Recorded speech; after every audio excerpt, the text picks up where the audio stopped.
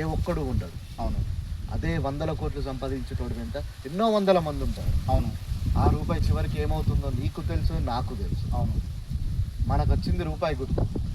ఆ అమ్మవారిని, ఆ అయ్యవారిని నమ్ముకొని మనం ఎన్నికల్లో ముందుకెళ్దాం. విజయం మనదే. సూపర్ అన్న. అన్న నాకు డౌట్, మన దగ్గర పంచడానికి పైసలు లేవు, వాళ్ళేమో కోటర్లు కోటర్లు పంచుతారట. ఒక్క ఇంట్లో 4 ఉంటే 4 కోటర్లు ఇస్తారట కదన్న. మనము కూడా డబ్బులు వంచుదాం, క్వార్టర్లు వంచుదాం. ఎట్లన్నా మన దగ్గర చూస్తే పైసలు ఇవ్వాయే, కోటర్లకు కూడా పైసలు ఇవ్వాయే. మనం ప్రతి ఒక్కరికి ఈ రూపాయి వంచుదాం. మనం గెలిచినట్టే అన్న, రూపాయికి ఏమవుతుంది?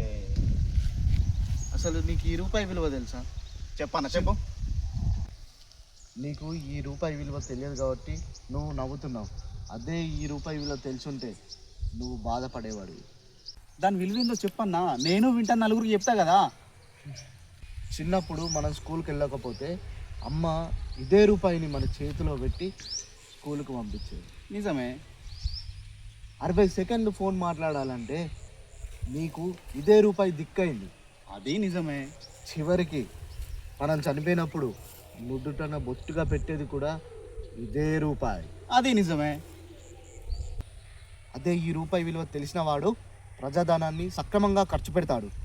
అదే తెలియని వాడు విచ్చలవిడిగా ఖర్చు చేస్తూ ప్రజాధనాన్ని దోచుకుంటాడు. నువ్వు చెప్పింది 100% నిజమన్నా. గెలుపు మనదే.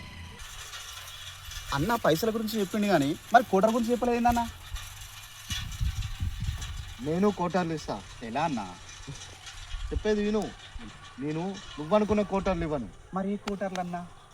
నేను గెలిచినాక ఇల్లు లేని ప్రతి ఒక్కరికి, నిరుపేదలకి క్వార్టర్స్ ఇస్తాను.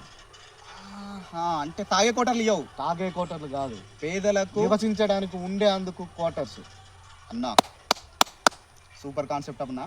మనం ప్రజలకు ప్రచారానికి వెళ్ళిపోదాం పా.